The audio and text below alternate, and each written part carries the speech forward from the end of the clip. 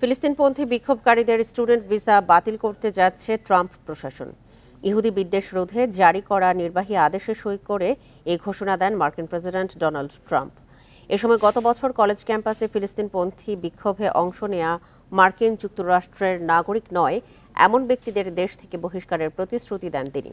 250-টিরও বেশি design option নিয়ে Walton smart fridge, বোঝে আপনার প্রয়োজন। বলেন, হামাসের প্রতি সহানুভূতিশীল সকল ছাত্রের ভিসা দ্রুত বাতিল করা হবে।